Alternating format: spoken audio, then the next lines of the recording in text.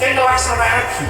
Makanya orang lambat lebih keramat daripada orang semangkin. Banyak bekerja, sedikit berbicara. Mon semangkinnya kabunya bentana, banyak acaca kayak sombong kelakuan. Nah, makanya pak keramat. Senjol saraan boleh, benar apa semangkin. Kok apa Senin Kamis bosnya? Orang mau apa Senin Kamis bisa gila ya kan? Orang apa saya kebela gila? Kita nak saya ngocak sebab beres ya kan? Assalamualaikum warahmatullahi wabarakatuh.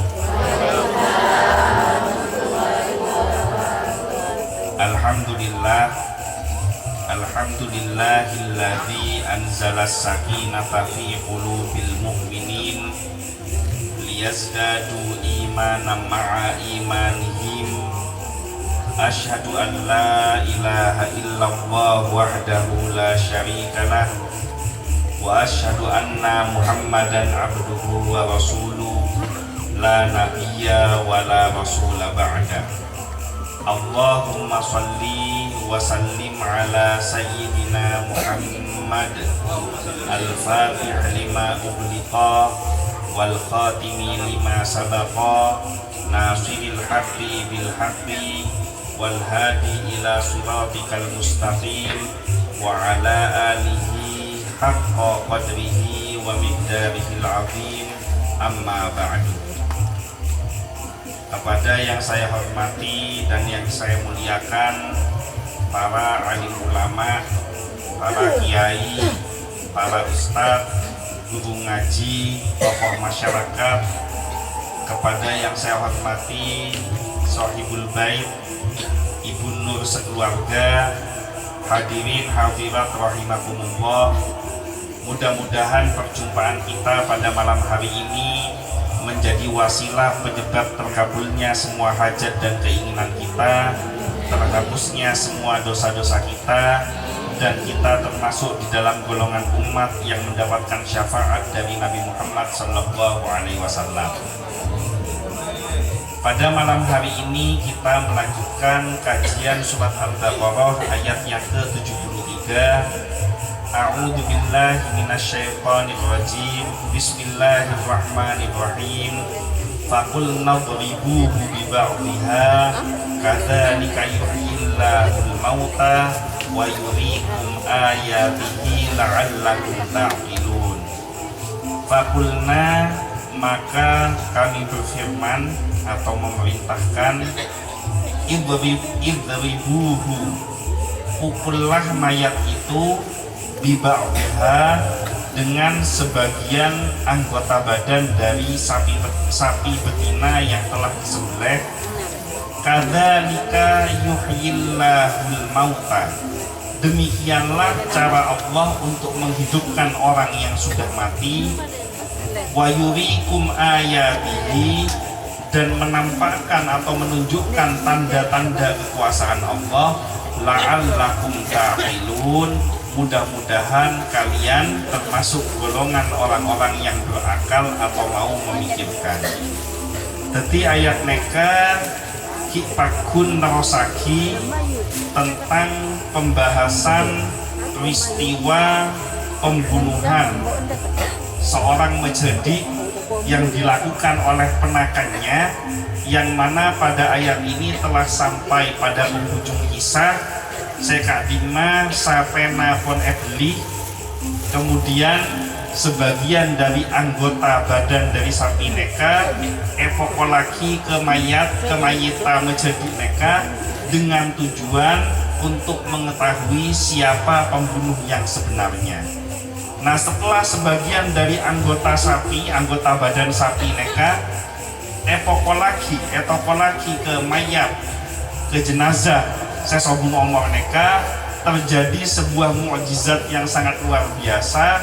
Sekadima mayit neka odik oleh dengan tujuan untuk memberitahukan siapa yang membunuh dirinya.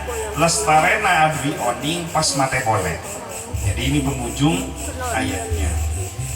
Nah, yang menjadi perdebatan oleh sebagian ulama, saya toko lagi ke mayit neka anggota tubuh sapi sekadima.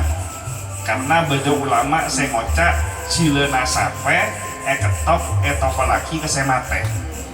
Beda saya ngocak pokang sape ketok toko laki ke semate. Beda saya ngocak tolang. Jadi macam-macam nega. Nah menurut kitab tafsir Ibnu Katsir, pada hakikatnya bagian dari anggota tersebut memang ditentukan. Jadi ketika sapi neka pon beli sudah menjadi bangkai sapi ini, Nabi Musa memerintahkan makon ke Bani Israel untuk menentukan anggota tubuh sapi sedima seekebe nokol mayit. Jadi memang sudah ditentukan.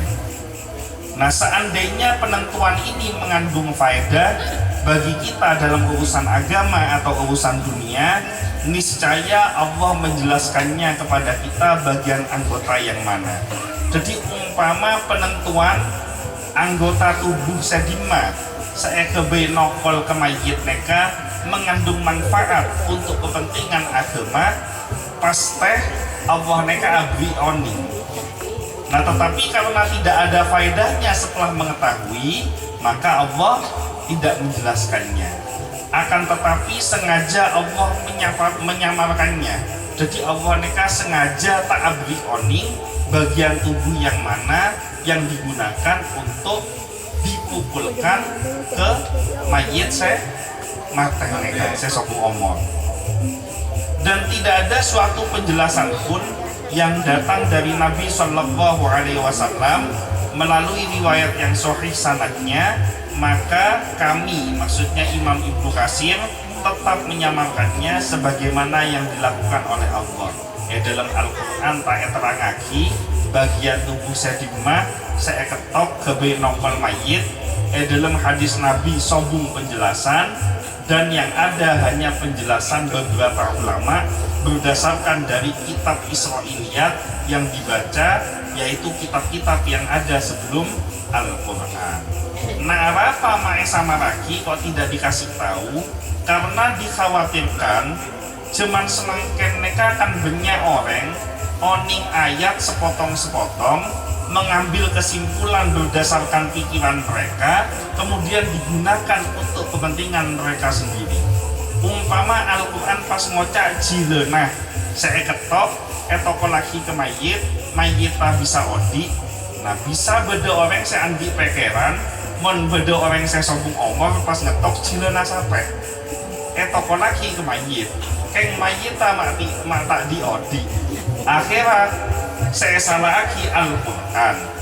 Padahal kejadian peristiwa ini adalah kejadian khusus, kejadian khariqul adah yang hanya terjadi pada zaman Nabi Musa alaihissalam, merupakan bagian dari mukjizat Nabi Musa yang bisa menghidupkan orang yang sudah mati dengan media anggota tubuh dari sapi betina yang disembelih, dan tentunya atas izin Allah. Jadi mayit mereka bisa odi tetap karena izin Allah, cuma kuasanya dengan menggunakan sapi betina.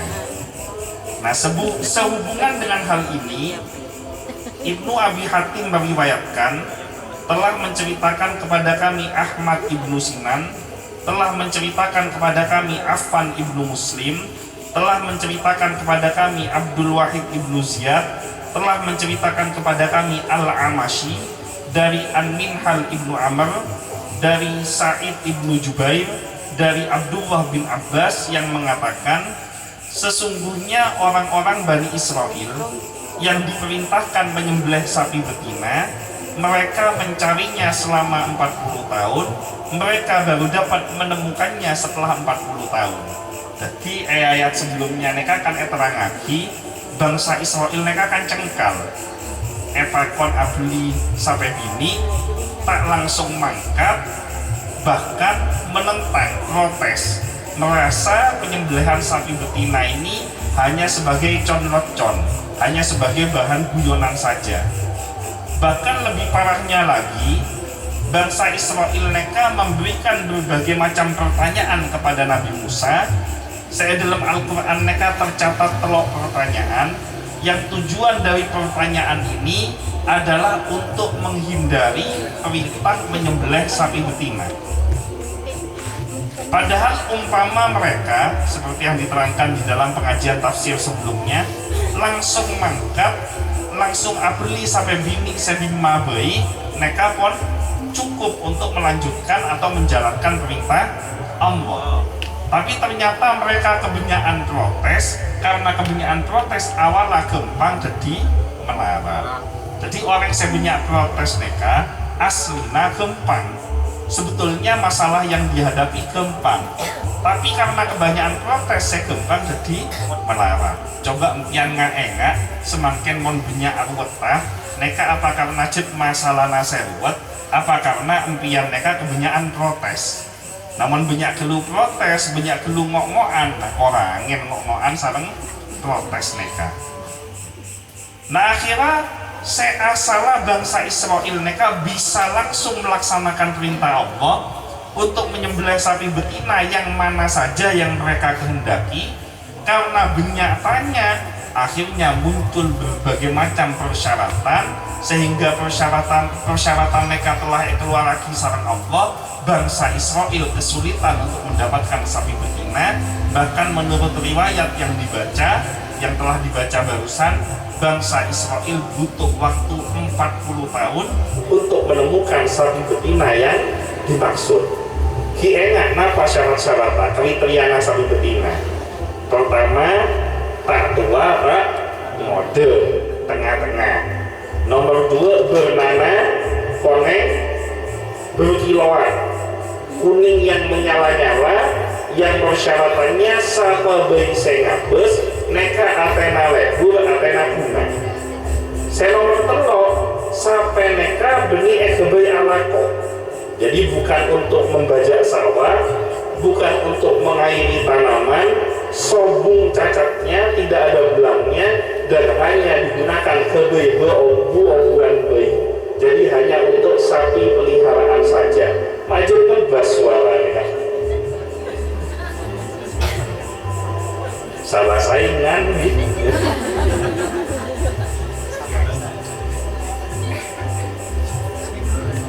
Mereka baru dapat menemukannya setelah 40 tahun, yaitu pada ternak sapi milik seorang lelaki dari kalangan mereka.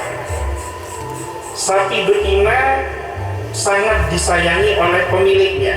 Jadi mereka beda setong cerita tambahan tentang masalah sapi betina. Mereka sendi serat kan macam-macam riwayat beriki.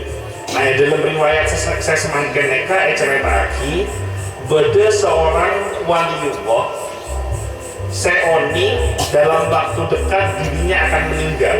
Jadi pon para sobu ngomor. Jadi para wali mereka oni mon abena para sobu ngomor. Karena oning para sobu ngomong rajinane kae celok belei mereka ketepaan di nakamak kene engkau ria di sampai bini sabe tengah alas ada ki mon anak mereka pon raja pon dewasa soro ke tengah alas kalak sampai mereka namun terang nyelok sampai mereka beda passwordnya. Dan sobu kayak dulu kasih loja password. Mereka cari dulu mereka. Apa passwordnya? Passwordnya demi Tuhannya Nabi Ibrahim, Tuhannya Nabi Ishak, dan Tuhannya Nabi Yakub, aku memanggil engkau wahai sapi. Jadi passwordnya senekan. Pokok depan ke tengah alas langsung ngocak demi Tuhannya Nabi Ibrahim, Tuhannya Nabi Ishak, Tuhannya Nabi Yakub, dinak ben sampai sobu ngomor pas waliullah neka. Nah si pemuda, si anaknya akan jen dewasa sampai akhirnya mencapai usia 12 tahun. Setelah umur 12 tahun diceritakan anak mereka adalah anak yang sangat ta'zim kepada ibunya. Jadi setiap hari alakoh mon oleh pesenan mereka langsung bagi jadi telur. Sepertiga yang pertama digunakan untuk kepentingan dirinya sendiri, lagi. Sepertiga kedua beri sedekah. asodako saben oleh pese begitu ditelok sepertiga keberi abad akibi sepertiga keberi asedekah. Nah sepertiga saya nomor telok bagi ke ibunya, jadi diberikan kepada ibunya. Mereka benar ya, pokok oleh pese sepertiga kala kibi sepertelok keberi sedekah, kemudian sepertiga yang terakhir diberikan kepada ibunya. Nah malam karena ibu naneka konsepo sudah tua, sepertiga malam yang pertama keberi tegung, sepertiga malam yang kedua keberi abejeng, sepertiga malam yang ketiga keberi ngeladini ibu nakibi. Dan anak yang sangat ta'zim kepada ibunya, tidak pernah satu kali pun membantah perintah ibunya. Jadi umpama abokna terlalu ke kacer, ibu nama kon ke kanan, langsung dibatalkan seketika itu, langsung makan ke kanan. Abokna terlalu alako, sarang ibunya tak oleh elawak betal burung alako. Pokoknya kocak tidak pernah sekalipun menentang perintah ibunya. Nah maka ketika anak ini usia 18 tahun, ibu naneka kan enak masalah warisan sapi sesabe tengah alas, maka celok anak naneka beun lia saongkuna bede warisan dari pakna beun sampai gini bede tengah alas. Nah, beun semakin poncokop omor sampai neka begia ke beun mangkat ke tengah alas. Begitu depan tengah alas pas ngocak demi Tuhannya Nabi Ibrahim, Nabi Ishak dan Nabi Yakub dina beun sampai. Akhirnya datang sapi. Setelah depan tengah alas diucapkan passwordnya, datang pas neka sampai neka. Setelah sampai neka datang, terjadi sebuah mukjizat yang sangat luar biasa sampai mereka bisa bentar ngocak pas saya nak ngode mereka. Mari silahkan ongke ikut saya naik ke pundak saya, ke punggung saya akan antarkan kamu sampai ke rumah. Diperintahkan oleh sapinya pakon ongke ke punggungnya supaya diantarkan pulang ke rumahnya. Nah karena si anaknya kata ta'zim kepada ibunya, toro ocak tanah ibunya menolak anak itu. Enten gula anda berapa? Ibu nang Korea nyorong kok nyambi beun, beni esoron nompaen beun. Jadi kalau saya naik kamu, menunggangi kamu, sama dengan saya melakukan perbuatan tanpa sepengetahuan ibu saya. Nah, ini coba luar biasa kan? Umpama empiang sarung dan gula pas sapena bisa ngocak tore ongke ke pundakna dan gula langsung ongke karena duit nyaman.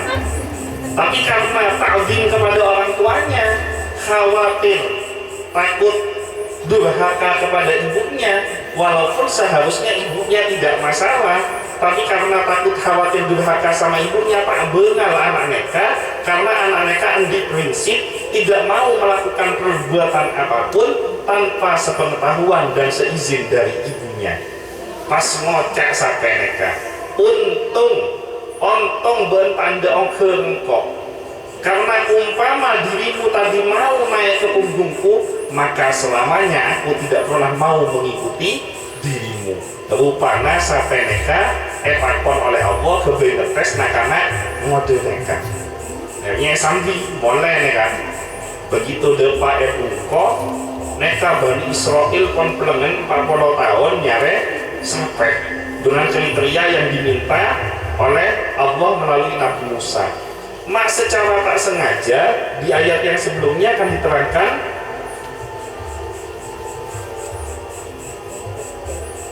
ketemunya tidak sengaja ayat yang sebelumnya. Jadi diterangkan ayat yang sebelumnya ketemunya itu nyare pun kemandiman pelengan tak etemo secara tak sengaja mak nengale sampai neka beda etamiana nak ngode neka. Jadi secara tak sengaja. Nah kenapa kok bisa dipertemukan dengan cara yang tidak sengaja? Karena di tengah cengkala Bani Israel beda setong kalimat seetrema sareng Allah, yaitu kalimat wa inna insyaallah lamuhtadun. Nah karena kalimat insyaallah neka akhirnya setelah ruwet selama 40 tahun diberikan pertolongan oleh Allah ketemu sareng sampai bini neka. Setelah ketemu dengan sapi betina yang dimaksud dengan sesuai kriteria era berpas. Nah karena sapi betina ini sapi yang disayangi oleh si pemuda tersebut, karena si pemuda neka cinta kepada sapinya karena merasa sapi neka adalah pemberian dari pakna tanda ecuan. Nah akhirnya tanya ke bu neka beda saya melea sapi ecuala senapa omon beda saya naber ben ngocak bayi 6 dinar emas ongki bu. Akhirnya datang Bani Israel mereka naber 12 dinar. Engkau melihat sampai melihat 12 dinar emas lebih larang apa lebih mode? Lebih larang apa lebih mode?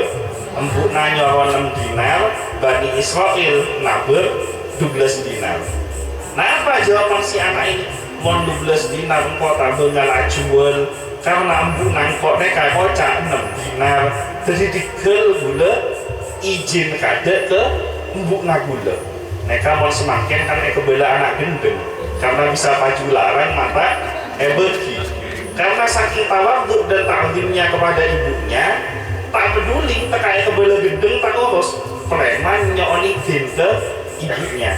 Bu, mereka saya naber beni 6 dinar 12 dinar begia napanten mengkipon begi. Akhirnya singkat cerita laguna datang oleh Bani Israel mereka.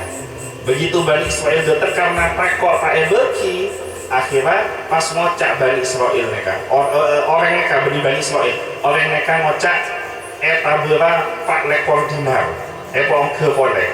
Nah anak mereka karena izin dari ibunya 12 dinar takut ibu mereka tak ridho, takut tidak ridho, akhirnya nyokon pamit preman izin boleh ke embuk. Nah coba anak-anak semangken ocol ponong dunia. Setelah depan embuna pas ngocak nah been laguna metabel 4 lekor dinar. Umpama orang mereka pas ongke boleh jadi 40 dinar neka beni orang neka malaikat. Nah deki pas been ngocak ke malaikat neka engkau toro ocak ke been esoro jual senapa jual acan malaikat. Jadi ikut apa katanya malaikat. Nomor boleh toro ocak boleh lakuna dateng boleh meskipun can gula 4 lekor dinar enten gula nabera 40 dinar. Nah berarti can gula ben malaikat. Nah semangken gula terus oleh petunjukna ajunan kira-kira sampai neka jualah senapa.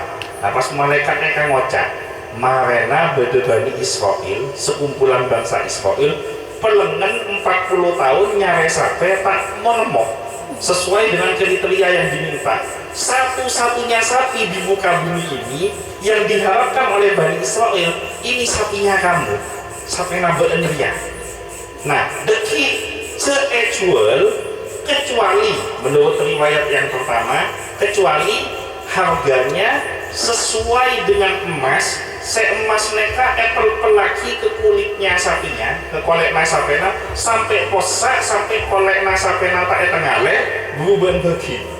Jadi sapinya ini ditutupi dengan emas sampai kulitnya sapinya tidak kelihatan karena sudah ketutupan emas. Itu baru dikasihkan yang bayang lagi dari anteng, kalong, geleng, selok, pelaki ke sampai kolek sampai pakai tengah ini kan senapa banyak neka emas neka pola orang sepucangan non tak bisa top neka pola. Nah menurut riwayat yang kedua lebih gawat boleh pakon beng. Jadi sampai neka disuruh ditimbang berapa beratnya sapi betina maka disuruh mengganti dengan emas sebuah neka pada sarang beun sape. Jadi umpama sape neka beun 200 kilo ki pakon soro gentek emas 200 kilo nanti impian emas 200 kilo Neka kira-kira orang kucangan neka polong iuran kebeli emas 200 kilo cokot napa orang? Rumah melarat pengkian wajah orang. Nah, akhirnya singkat cerita terjadilah penjual pertukaran sapi betina dan anak muda yang taat kepada ibunya ini menjadi orang yang kaya raya sampai akhir hayatnya. Jadi peristiwa neka saungkuna beda dua peristiwa. Peristiwa yang pertama, peristiwa untuk mengungkap siapa pembunuh yang sesungguhnya dari Majdi Senate neka. Peristiwa yang nomor dua adalah untuk membuat kaya akebesoki nah karena saya ke embuna. Dikaitkan dua peristiwa ini sehingga menjadi peristiwa yang diabadikan di dalam Al-Quran. Apa makna dari cerita neka?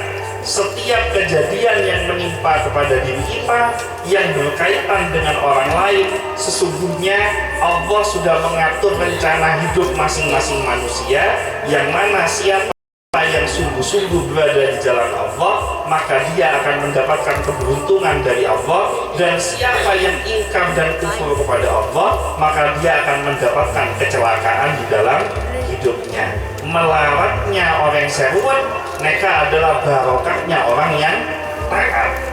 Nah, neka contohnya kisah Bani Israel.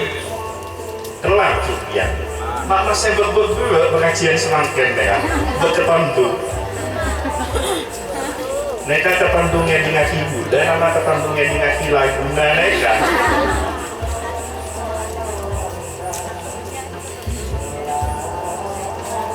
Nah, akhirnya Bani Israel memberikan emas sesuai permintaan si pemilik sapi. Pemilik sapi menyetujuinya, lalu mereka menyembelihnya.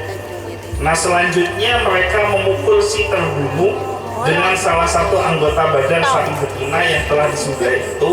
Maka si terbunuh hidup kembali, sedangkan urat lehernya masih dalam keadaan berlumuran darah. Ekala bagian anggota badan dari sampai ini eka ketok apalagi kesemate.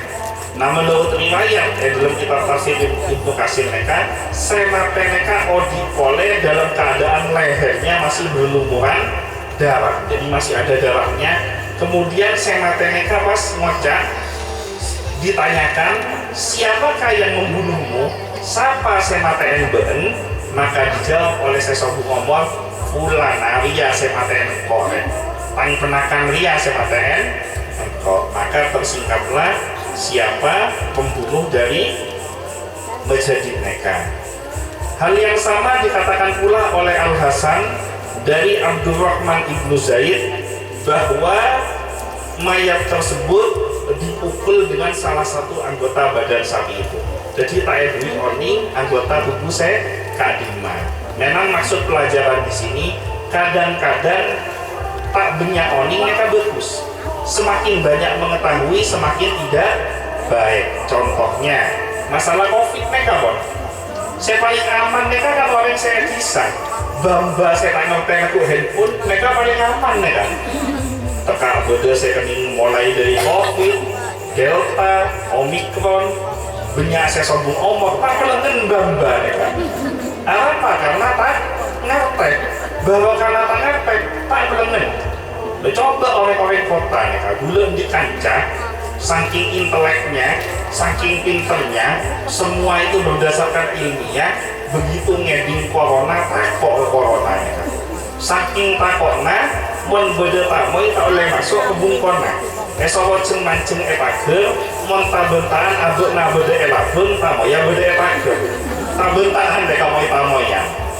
Mon lapar, neka melek ojek online. Deurang neka pesena esabe epagel, deurang na epakon esabe epagel.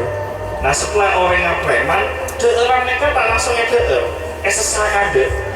Pas panasin impian bayang lagi beli bakso naik sesa pas mie goreng naik sesa ayam guring sesa guring kuala terakhir beri sombong ngomor. Nah sampai teliti apa mak mate ternyata benih corona karena depresi. Jadi stres entah kok ada corona akhirnya mate, benih mate karena corona, mate karena kok karena stres. Nah paling selamat impian saya beda edisa neka sombong tak kok naik corona, mana mate lah bejena, mungkin beda omor tak beda corona tak kira mate, selamat. Jadi tidak harus banyak tahu, kadang-kadang justru malah membawa keselamatan. Apa orang sempurna dan gula sarang ajunan mereka mah banyak saya selamat.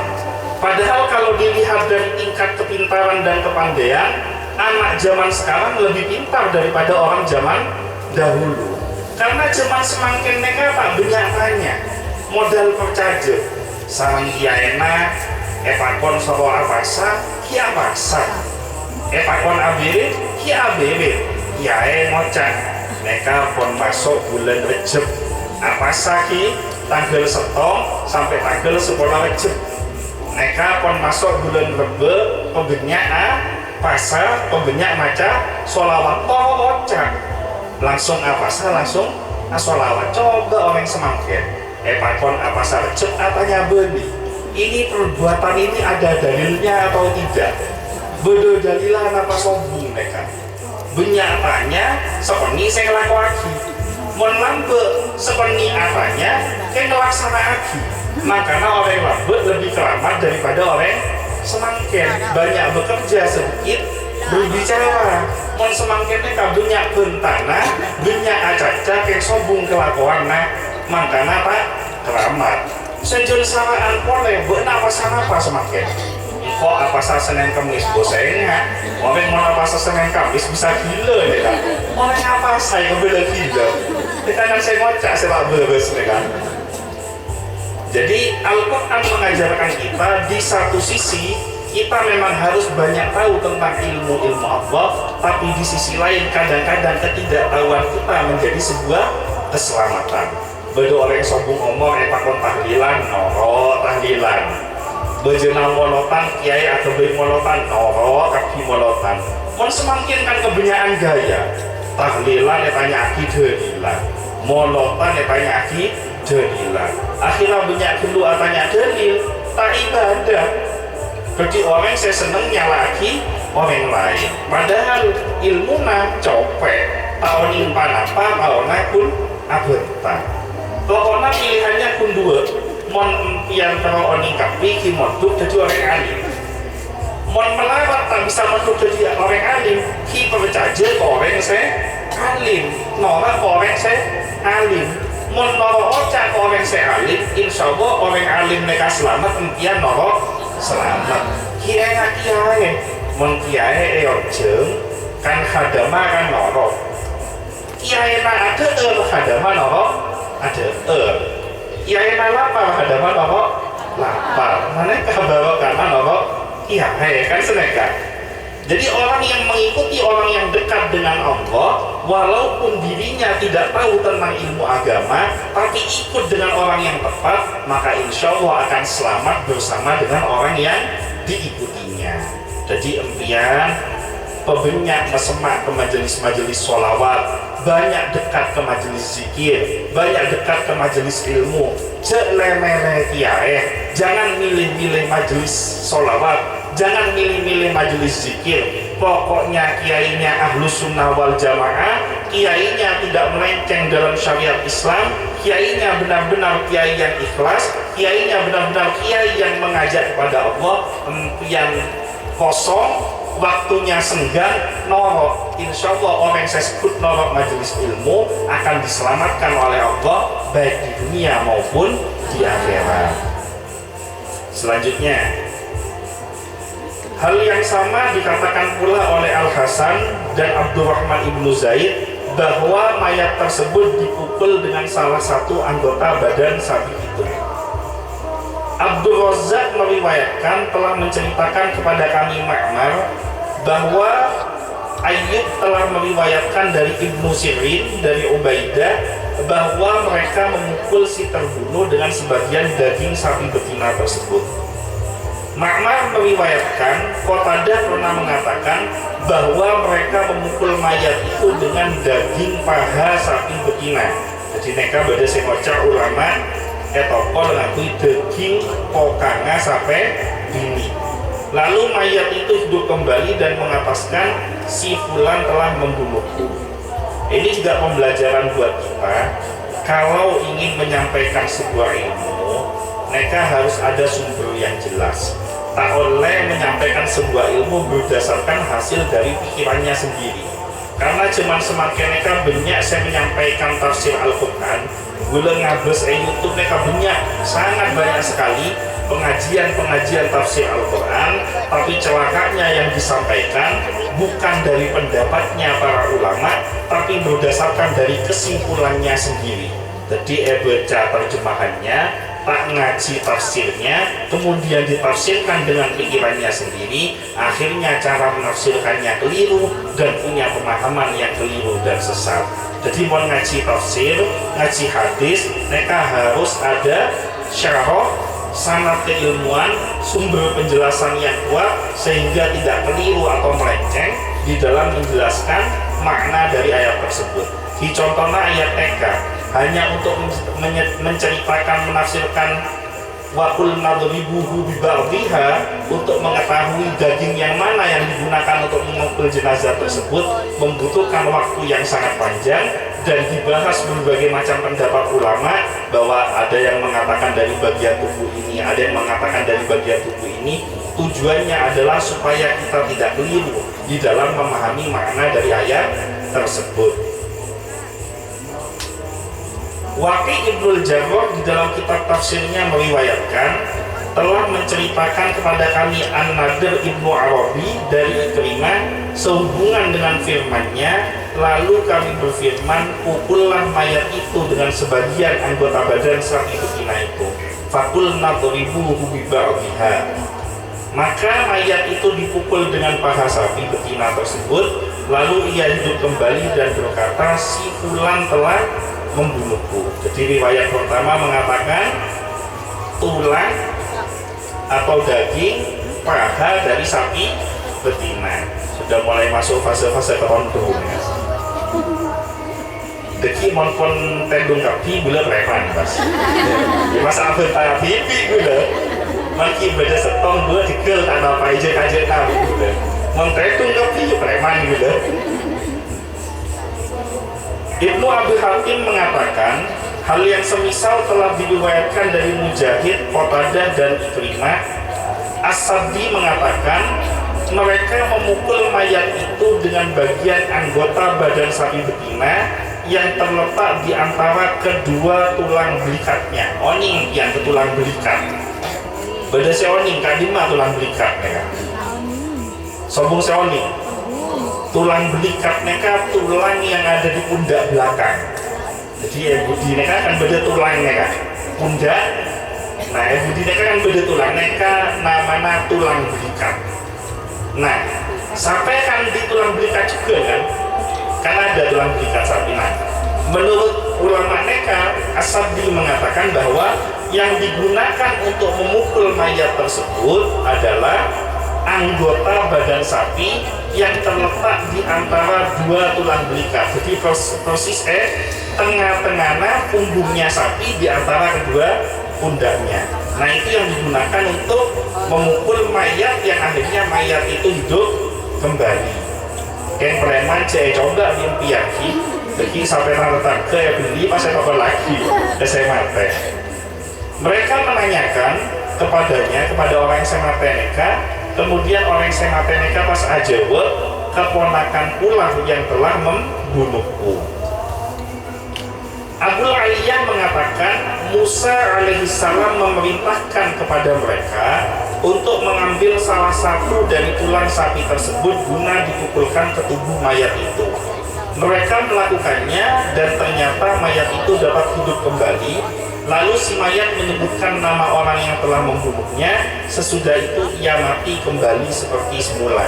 Baca langsung ibu lagi. Abdurrahman ibnu Zaid ibnu Aslam mengatakan mereka memukulnya dengan salah satu dari anggota tubuhnya, yaitu bagian pangkal pahanya. oning ke pangkal paham ya oning pokang mereka kan beda pangkalnya pokang mereka kan beda pangkalnya. Nah yang toju umpama toju bebenah tabu antara pokang di tabu mereka kan beda selempetan.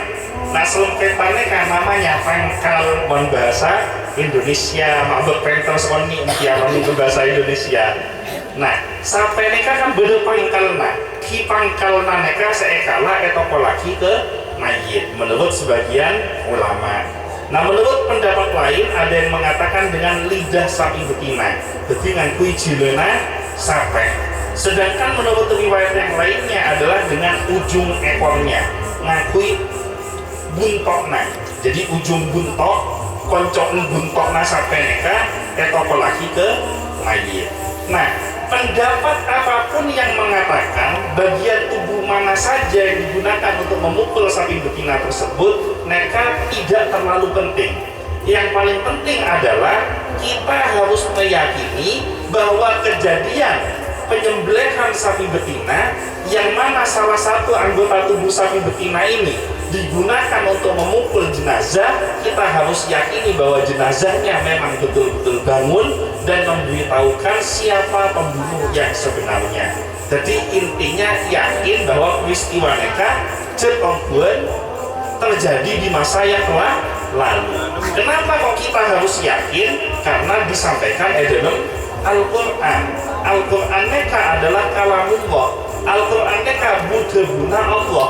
Maka apapun yang disampaikan di dalam Al-Quran wajib hukumnya untuk kita mempercayainya walaupun secara akal pikiran kita tidak masuk akal.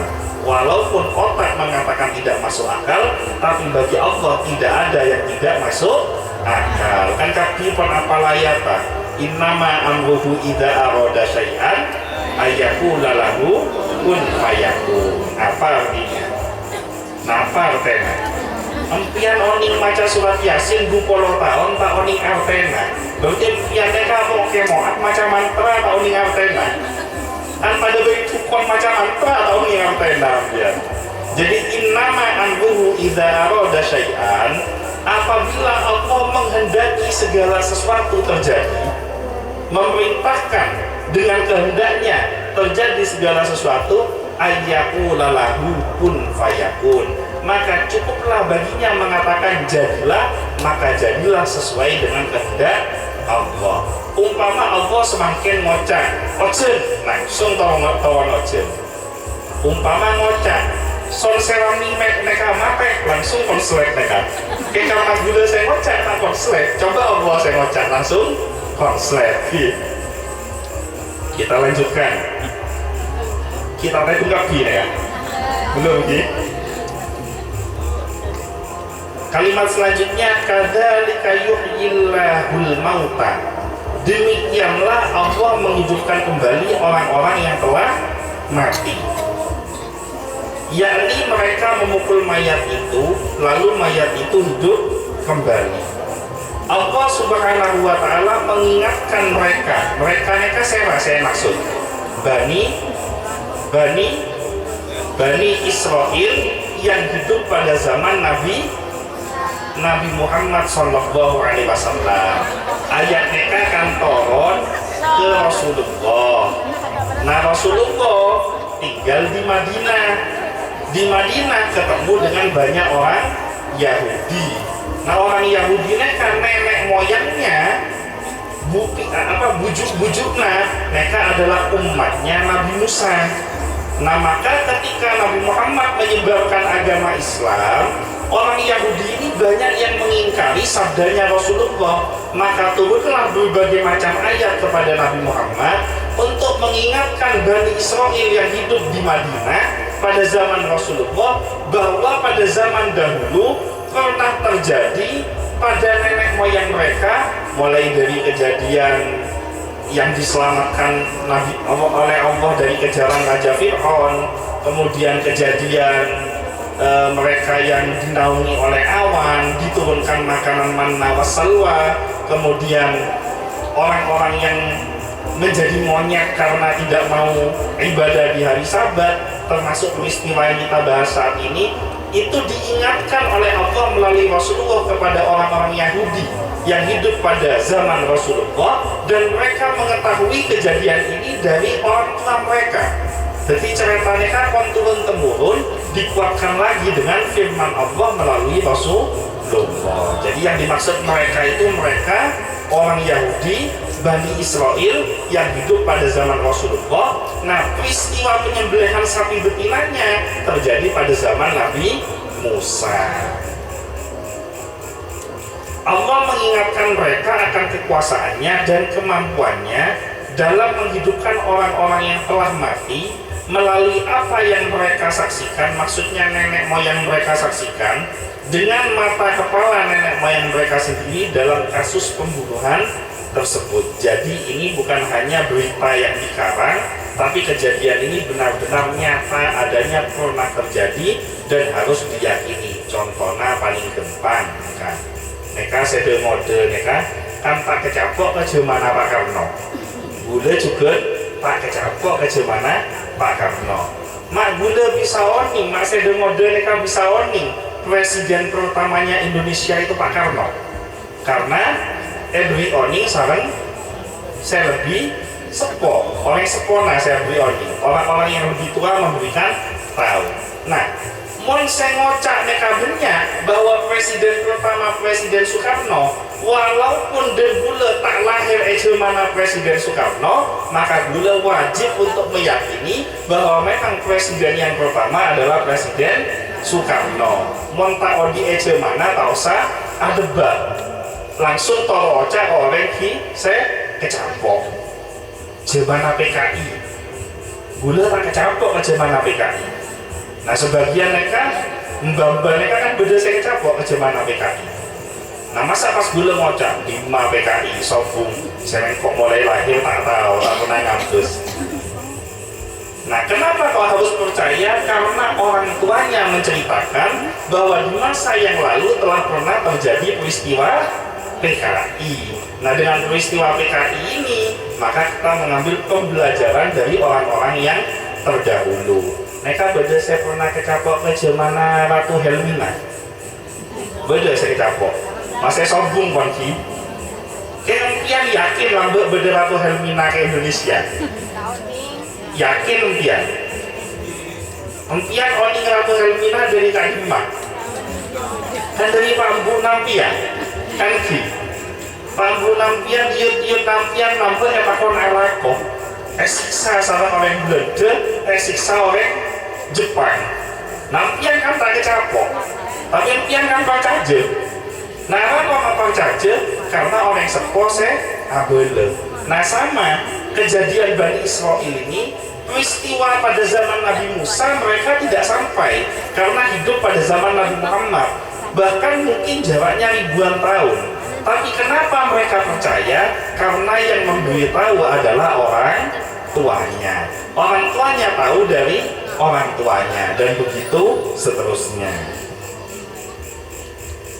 Allah Subhanahu wa Ta'ala menjadikan kekuasaan tersebut sebagai hujjah buat mereka yang menunjukkan adanya hari berbangkit, dan sekaligus untuk memutuskan masalah yang dipersengketakan di kalangan mereka dan keingkaran mereka. Jadi manfaatnya tiga kejadian mereka.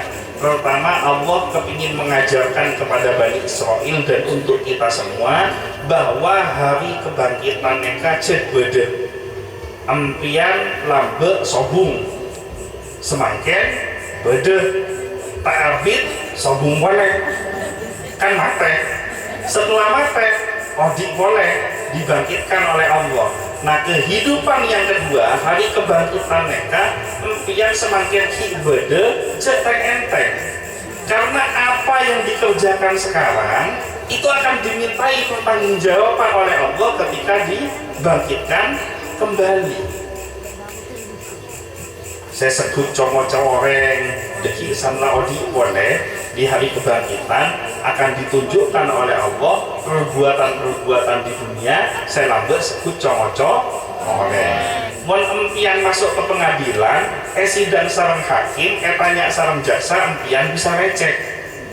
Tapi kalau sudah di hari kebangkitan, hari pembalasan, tidak ada satu manusia pun yang bisa bohong. Apa dalilnya? Yang apal juga jeneng pun macam menolong tak pernah ajar artena al yauma nakhtimu ala afwahihim wa tukallimuna aydihim wa tashhadu arjuluhum bima kanu yaksibun. Kenapa kabeh kan?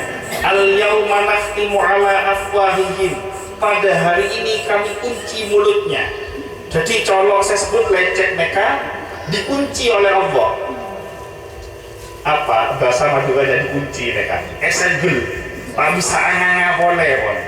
Langsung ditutup, dikunci oleh Allah. Waktu kalimuna aidihim, yang berbicara adalah tangannya. Saya bentar mereka tangannya. Watashhadu arjuluhum, yang menjadi saksi adalah kedua kakinya. Mon edunnya saya bentar colok bisa lecet. Yang menjadi saksi juga colok na saksi juga bisa lecet. Colok na saksi, colok na hakim salam jaksa juga bisa lecet. Tapi nanti di hari pengadilannya Allah tidak ada satupun yang bisa berbohong. Impian edunnya sebut cowok-cowok deki akan mempertanggungjawabkan perbuatannya. Saya dunia suka berbuat zalim kepada tetangganya akan dimintai pertanggungjawaban oleh Allah. Pejabat saya sebut korupsi nanti akan dimintai pertanggungjawaban oleh Allah. Tapi ada geng saya lecehkan, suka ngecok timbangan, ada geng buah-buahan, celok kebela manis, ada geng cupok, bucok kebela mapan. Nah mereka akan dimintai pertanggungjawaban oleh Allah. Petani, rengatani, saya seneng ngalak bengketa orang lain. Nah, mereka cek ente, beda ya pucangan om. Nah, benernya ini akan dimintai pertanggungjawaban oleh Allah. Orang saya membunuh akhi pese, beda apa sombong. Kajian sampai boleh saya baca. Banyak saya membunuh akhi pese. Saya impian kia membunuh akhi pese kan, lu impian. Ada beda menolong. Ini akan dimintai pertanggungjawaban oleh Allah. Setiap perbuatan dosa ketika kita hidup saat ini, yakinlah nanti ada masanya dan gula sarang ajunan neka mate lestari namate epo odi boleh nasanla odi neka. Kita akan menerima keputusan dari Allah atas perbuatan baik atau buruk yang kita lakukan semasa hidup saat ini. Jadi empian mumpung ki odi umpama pernah melaksanakan dosa, pernah berbuat dosa, mumpung masih dikasih kesempatan hidup, napa boleh marena masuk bulan Ramadan, nyarah areng-sareng ibadah sesergep, ibadah yang rajin, ibadah yang semangat, mohon ampunan kepada Allah supaya dosa-dosanya diampuni. Umpama empian mate napa ngebe dosa sehingga matena dalam keadaan mate selamat. Tak mungkin tak mate kebit. Tak kira saya tak mate. Cuma masalahnya akan nunggu giliran. Bisa saya tolak kade, bisa saya ngode kade, tergantung gilirannya. Tapi pasti akan mengalami kematian. Jadi ayo kita mohon ampunan kepada Allah. Kenyon tolong cek ulangi boleh. Sedung kadung ngalak pesebuan ikel puan kandung tidak remaja mana pun naik sambil pun aja ngalah boleh jadi beda Mekah kini lah Mekah beda jadi beda bang osel datang ngalah boleh akhirnya gali lubang tutup lubang maka namuan asal dekat di benarnya mekerin otak ponain sama ponai ambu tersa ngalak boleh orang mentandi otang neka nyaman orang mengalak pese otang napa boleh otang neka pese buduan bu tedung tak nyaman tedung ngakan tak nyaman ngakan benar ekelembut inoreng lah ngalahin kiai banyak saya nyebut mon kiai seperti nyabis mon orangnya kayak seperti kan naki beli nyabis. Jadi selesaikan ponai setelah ponai ambu ngalak napa bedena mon bede kiai kakan mon sobung kineng tak kira saya tanyakan pian Tekanan di pesen tak kira saya tak ngakak. Dikasih hidup sama Allah pasti akan diberikan rizkinya. Tak usah ngan pelengen. Orang saya ngan pelengen mereka kan orang saya kebanyakan gaya. Orang tak kenal apa saya buduan tak kebanyakan mereka bukan untuk kebutuhan hidup seampuna. Kebaik memenuhi gaya hidup. Tentang ke di motor apa panas, tentang ke melalui kulkas apa panas, maupun terus tak napa saya repot mereka panas. Akhirnya tentang ke jenabi jen soki afik napola ngobutoyun ampun teronya ini mengeluarkan uang yang tidak sesuai dengan kemampuannya, utang sana, utang sini, akhirnya tidak bisa menyelesaikan hutang-hutangnya, hidupnya setiap hari tidak dipenuhi dengan ketenangan. Makanya biar saya insya Allah mereka masih banyak saya di otang ya kan. Nah saya di otang ponain sekuat tenaga, mon aja kebay anyar, mana kebay anyar mesel umpama sebetul-betul yang pas mate neserangaan nesel kompoina masa anak kompoya beri warisan otang salah beri warisan punya beri warisan otang ada ketika sombong omong bertanah lain kan biasanya orang sombong omong mereka pon artikel dunia kan seneka mereka khusus kebeli orang sesoki jadi orang soki mereka artikel dunia pun dunia na artikel kebeli anaknya mon punya otang beri artikel dunia artikel otang mata artikel otang jadi selesaikan setelah selesai je ngalah bonek.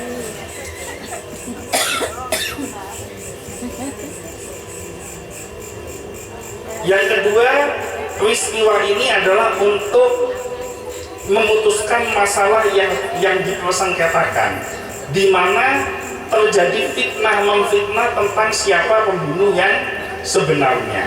Nah, maka makna pembelajarannya buat kita adalah umpama empian dalam kondisi terfitnah. Saungguna empian gendel, tapi empian fitnah tak usah kebetet. Akan ada masanya Allah menunjukkan siapa yang benar, siapa yang salah. Tak usah kebetet. Kebunda Sayyidina Ali ketika kita difitnah, kalau ada orang yang tidak percaya dengan diri kita, tidak perlu memaksakan orang itu mendengarkan kita.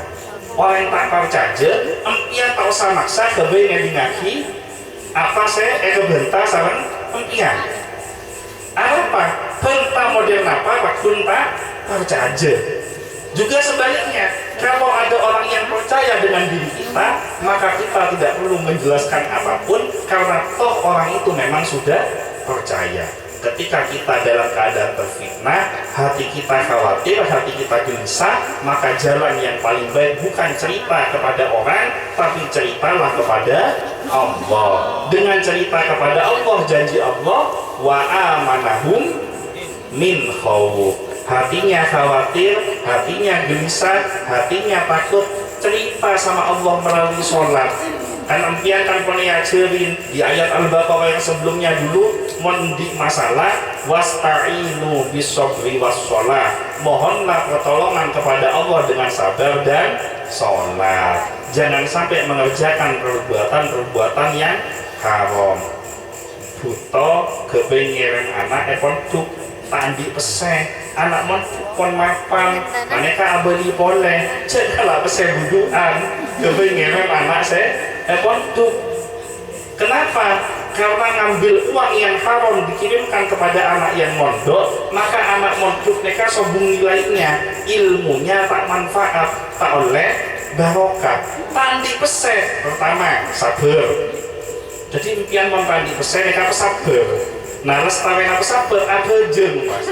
Doa kepada Allah, mohon kepada Allah, maka walaupun uangnya tidak langsung datang, walaupun pesena tak langsung datang, walaupun solusi dari masalah yang kita inginkan tidak langsung datang, pertama Allah pasti akan kasih hadiah kepada kita, yaitu wa amanahum min khawf. Dihilangkan kekhawatiran di hati kita, diganti dengan rasa ketenangan dan kedamaian. Jadi empian kalau dalam keadaan terfitnah tidak usah khawatir, tak usah kebetel, insya Allah akan ada masanya. Allah akan menunjukkan orang yang terfitnah, ditampakkan kebenaran-kebenaran dari orang tersebut.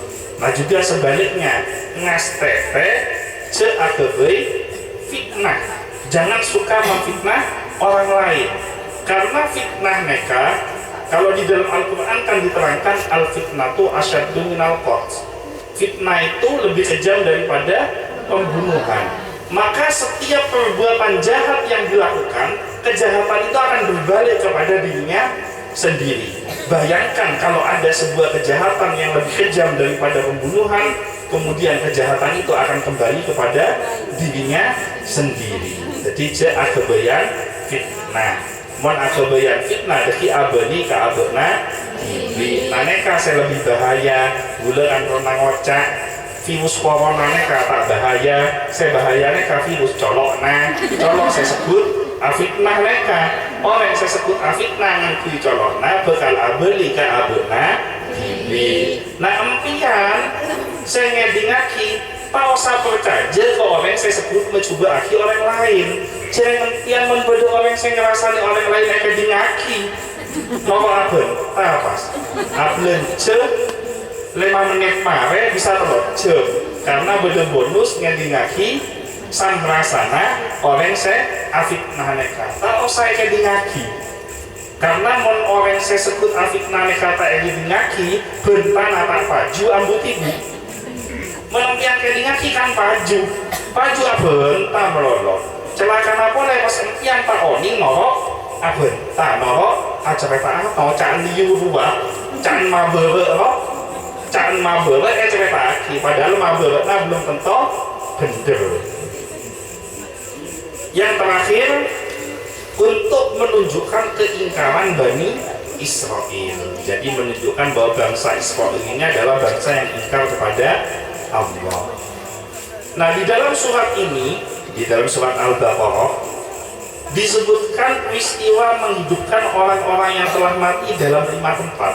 Jadi mereka bukan hanya satu-satunya. Al-Baqarah ini menceritakan ada 5 kali 5 tempat Allah menghidupkan orang yang sudah mati. Yang pertama yaitu di dalam surat Al-Baqarah ayat yang ke-56.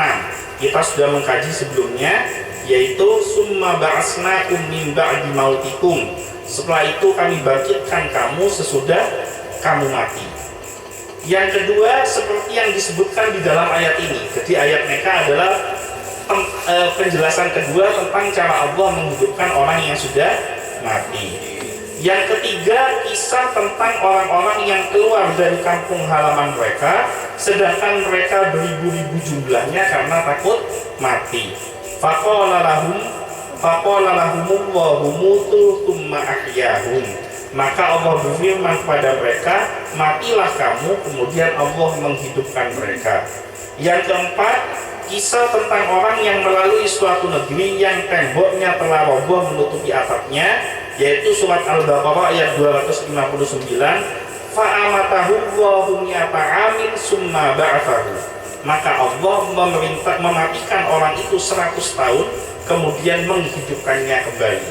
Jadi depan kisah tentang orang yang dimatikan 100 tahun boleh. Bukan hanya Ashabul Kahfi, ada beberapa kisah yang menceritakan orang-orang terdahulu sudah mati 100 tahun hidup kembali. Dan yang kelima yang terakhir di surat Al-Baqarah ayat 260, kisah tentang Nabi Ibrahim alaihissalam beserta keempat ekor burungnya. Wa idh qala Ibrahim rabbi arini kaifa tuhyil mauta. Dan ingatlah ketika Ibrahim berkata, ya Allah, ya Tuhanku, perlihatkanlah kepadaku bagaimana engkau menghidupkan orang yang mati. Hingga akhir ayat Allah mengingatkan tentang pengembalian jasad yang telah hancur luluh menjadi hidup kembali melalui penghidupan tanah sesudah matinya. Jadi ayat yang terakhir mereka ayat 260, Nabi Ibrahim mereka nyoon ke Allah tawaoni ndek remah carana Allah menghidupkan orang yang sudah mati. Kalau mati jasadnya utuh dihidupkan kembali, mungkin secara akal kita walaupun agak berat tapi masih gampang buat Allah. Tapi dek lemah orang saya mate, saya pun pendem karena tolanga jasad mereka pun sombong. Dek lemah orang saya nompak air Asia pas leduk mereka pesawat pas leduk atas nyelam ke laut pun sombong ekakan di cukok, nah mereka dek lemah membangkitkannya. Bagaimana orang yang mati terbakar tulangnya semua hangus hancur, ini bagaimana cara menghidupkannya? Maka Allah memerintahkan Nabi Ibrahim suruh ngambil 4 ekor burung, EPTN, etok-ketok, jadi badan ini dipotong-potong, kemudian dipisahkan di tempat-tempat yang jauh. Setelah itu Allah menghidupkan kembali, dirangkai kembali jasad yang hancur ini, kemudian manok EPTN mereka sepon ancor jasata, kemudian esabu dengan jauh, mereka bisa odi boleh dalam keadaan benar-benar utuh. Nah, ayat ini ditutup dengan kalimat la'allakum ta'qilun. Mudah-mudahan kalian termasuk orang-orang yang mau berpikir, yang mau menggunakan akal. Kalau secara akal manusia memang tidak masuk akal, tapi kalau dipikir-pikir banyak kejadian tidak masuk akal menurut akal manusia. Contohnya, nanti saya hadir mereka kapin di Chile.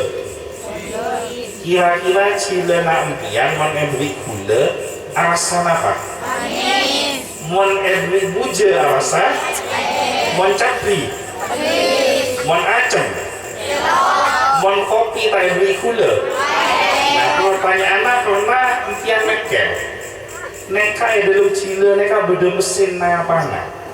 Umpama neka kebayang Jepang kan telau tahun kon konslet kartu beda kartu garansi neka kan nampian dari lahir sampai neka jadi mbak-mbak beda si omong sepidet petong polo mapak kun mulai dari keni sampai tua sampai para sombong omol saya nama Chile mau beli gula mah manis beli buja bisa aja neka beda mesin apa nah siapa yang bisa menciptakan mesinnya lidah ini? Oh Allah. Neka namanya menggunakan la'allakum ta'qilun, menggunakan akal kita. Contoh, saya hadir kan dito nih kan, saya matana paling copek saya gula, kan mereka kan main patah gula paling copek. Saya rabu nih kan saya paling raja saya. Saya abek benih mereka tak abek saya paling raja paling lempok saya nih kan. Merepat gula copek naik neka kan keni neka pas ajunan seraja naik neka banyak boleh merepat gula neka bisa ngabus secara akal mon merepat copek kan tak bisa ngabus seraja saya bisa ngabus neka saya keni nah apa merepat saya copek neka bisa ngabus seraja karena mereka nawanten jahat. Nah ini menandakan apa? Menandakan ini kekuasaan Allah. Siapa yang membuat mata ini bisa melihat? Siapa yang bisa membuat mata yang kecil ini saya copek neka bisa ngabus orang yang rajanya neka? Allah. Nah ini namanya la'allakum ta'qilun. Contoh boleh, saya paling gampang. Empian oning ke angin. Oning ke angin. Masa tak oning ke angin? Sering kan pada jemuran berku angin macik santakna kan oning ke angin lempian angin macik santakna kan seleka kan oning pian ke angin. Nah pertanyaannya coba tunjukkan bentuknya angin itu kayak apa, wujudnya angin itu seperti apa, bisa ditampakkan? Tak bisa. Yang bisa dibedakan itu hanya rasanya. Jadi angin udara, angin yang keluar dari hidung, angin yang keluar dari pantat, dari buri, mereka yang beda hanya rasanya alias baunya. Tapi semuanya sama-sama angin dan tidak bisa ditunjukkan wujudnya. Nah sekarang coba dipikir, kita sekalipun tidak pernah tahu bentuknya angin, tapi kita tahu kalau itu angin dan kita bisa merasakan itu angin. Itu kalau tidak ada kuasa Allah, bagaimana kita bisa tahu kalau itu angin? Maka la'allakum ta'qilun itu menjadi dalil yang paling kuat untuk seluruh manusia dan khususnya umat Islam untuk akalnya senantiasa digunakan merenungkan kekuasaan Allah. bisa duduk, mata bisa melak medem. Umpama mata neka kebayan Jepang marai melak tak bisa medem pas gak lemah. Napa melak selaja sobung kartu garansi kehimaan apa sembian. Nah karena ciptaan Allah maka bisa dipergunakan sebagaimana mestinya dan sempurna. Ini ayat ini ditutup dengan kalimat la'allakum ta'qilun. Setelah menceritakan peristiwa yang begitu hebatnya, Allah menginginkan kita semua menggunakan akal kita dalam menghadapi setiap permasalahan hidup, sehingga dengan akal kita akan lebih ringan, lebih demam dalam menghadapi setiap permasalahan. Mungkin itu saja yang bisa disampaikan. Kita lanjutkan dengan sholawat Nabi Muhammad SAW. Mudah-mudahan dengan pembacaan sholawat kita semua mendapatkan syafaat dari Nabi Muhammad SAW. Napa boleh neka nuansanya masih nuansa bulan Rebe. Jadi mon bulan Rejab neka kebanyak maca istighfar. Mon bulan Rebe kebanyak maca sholawat. Mon bulan puasa kebanyak maca Al-Quran. Karena Rejab neka bulannya istighfar, Rebe neka bulannya sholawat, puasa neka bulannya Al-Quran. Terowoni dalilan apa enten? Terowoni dalilan apa enten? Mana beli oni neka sampai sembuh gelar bagian. Mon gula mana neka? Saya penting bukan tahu acak pun. Wajib pembenya istighfar, Rebe pembenya sholawat, puasa pembenya Al-Quran ngaji. Target lagi, empian saben puasa biasanya ngapalagi Al-Quran senapa kali? Alhamdulillah. Nah, saya tak pernah neka laguna pasaan neka target lagi. Pokoknya pasaan semakin minimal kok bisa ngapalagi Al-Quran sekalian. Bulan puasa minimal bisa ngatamaki Al-Quran sekalian. Minimal seumur hidup pernah sekali pasaan bisa ngatamaki Al-Quran. Takok yang tak kecapok kepasaan setahun ada tahun depan. Jadi semakin mereka hatamaki Al-Quran. Mon lestari tahun sekimin, tahun sekepongkor bisa ngatamaki setong, maka targetkan tahun semakin minimal dukale ditingkatkan. Mon tak bisa ditingkatkan kipakun setong karena pasti penting kata. Insya Allah barokana banyak empian mon bisa ngatamaki Al-Quran deki lestarena bulan puasa. Nah coba abus koodian nampian kehidupannya semua yang hadir perlahan-lahan oleh Allah akan diangkat. Kesulitan-kesulitan hidupnya akan pelan-pelan dimudahkan oleh Allah. Barokah menghatamkan Al-Quran. Cekun amin baca. Soalnya mau cak amin cek santaun amin. Kita tahun ini baca. Baca atamaki.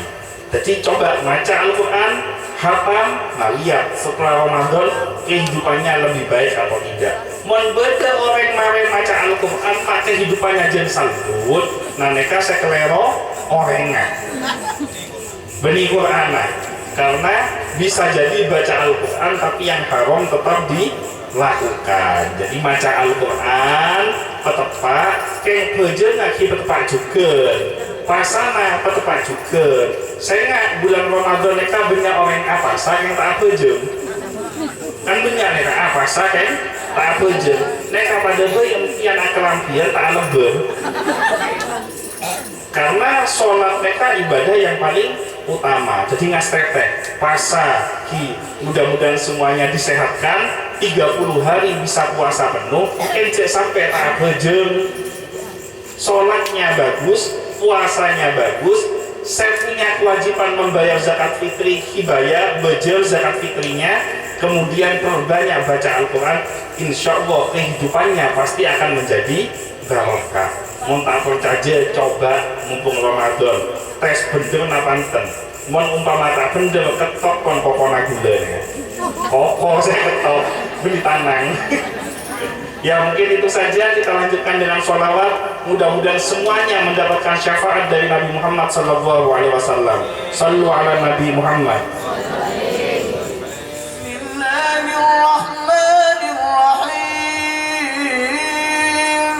لقد جاءكم رسول من أنفسكم عزيز عليه ما عنتم حريص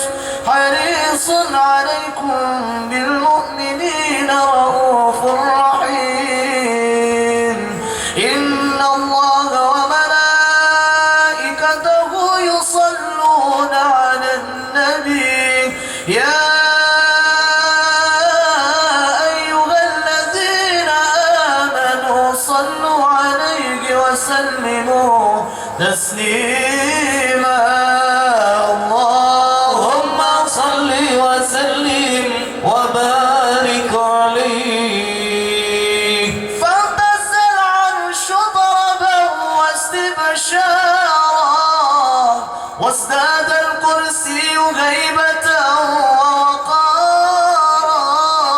وامتلت السماوات وانوارا وضجت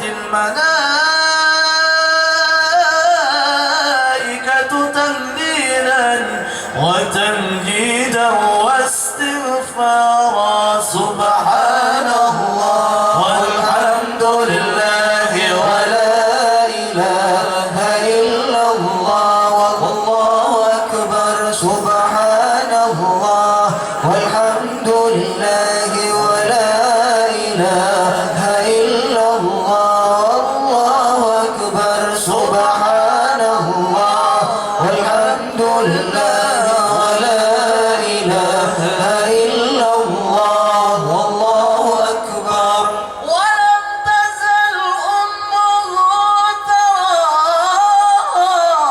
أنواعا من فخره وفضله إلى نهاية تمام حمله فلما اشتد بها الطلق بإذن رب الخلق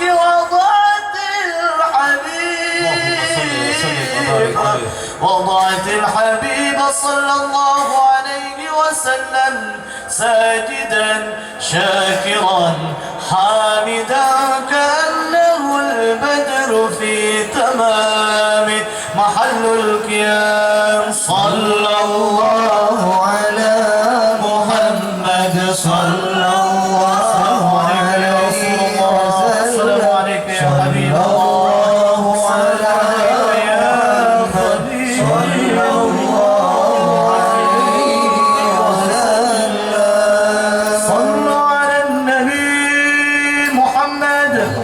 وسلم وبارك عليه صلى الله على محمد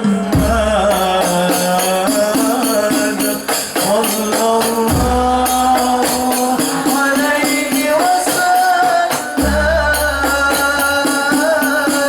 صلى الله على محمد صلى الله عليه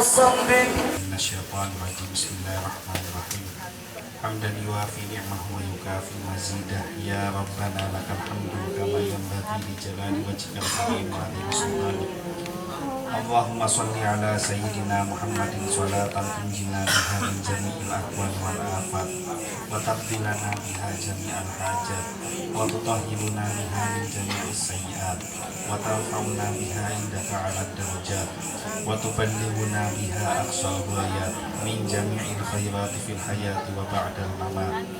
Ya Allah, ya Tuhan kami, terima kasih atas segala nikmat iman dan Islam yang telah Kau berikan kepada kami. Istiqomahkanlah kami di dalam menjaga iman dan Islam kami.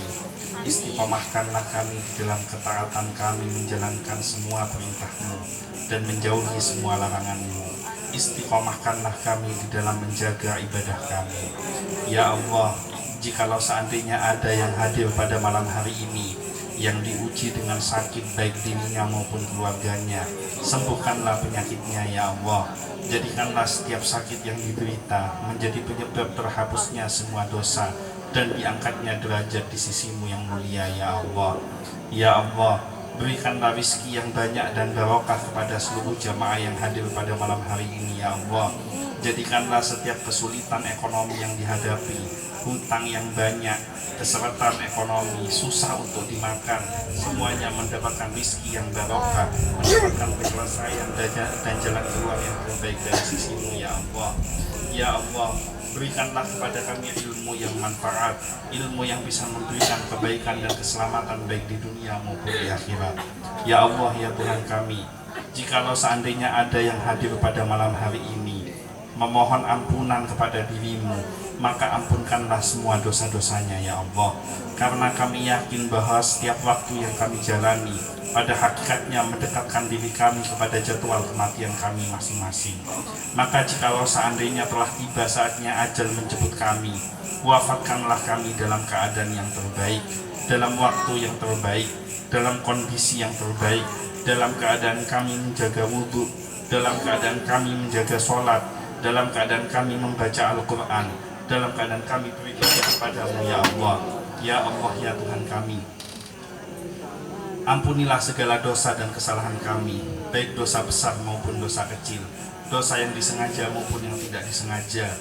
Jikalau seandainya ada yang hadir pada malam hari ini pernah melakukan dosa-dosa besar, pernah durhaka kepada kedua orang tuanya, pernah maksiat, pernah berzina, pernah minum minuman keras, pernah mencuri, pernah dengan sengaja meninggalkan sholatnya, maka ampunilah segala dosa dan kesalahan kami ya Allah.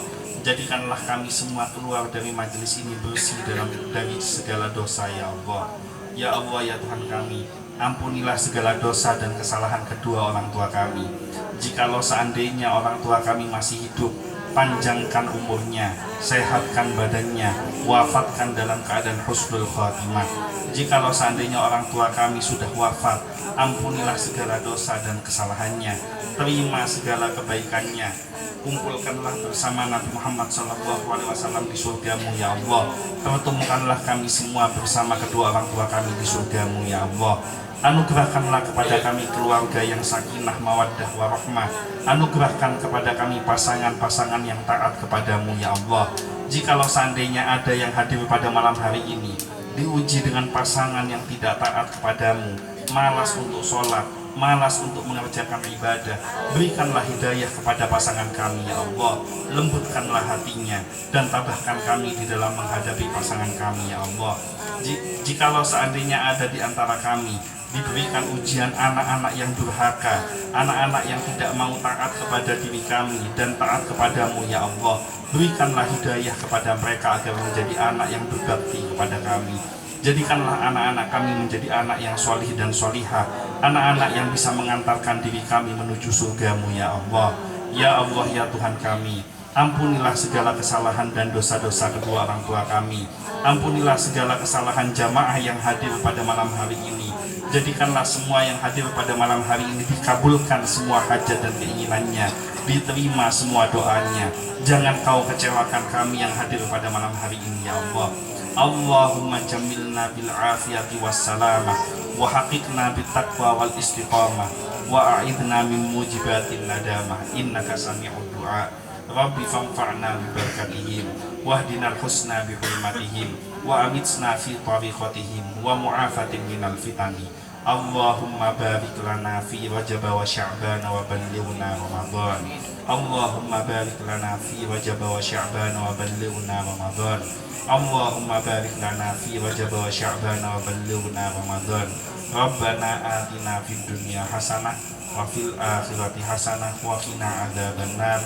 Subhana rabbika rabbil izzati amma yasifun wa salamun alal mursalin walhamdulillahi rabbil alamin. Al-Fatihah.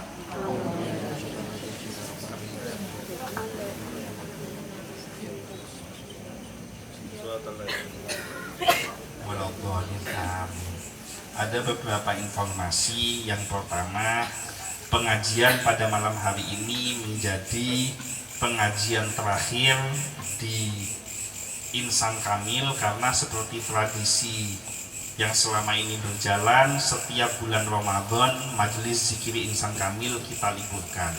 Artinya sudah berjalan 7 tahun pengajian ini, dan insya Allah nanti akan dimulai kembali tanggal 16 Mei di bulan Syawal.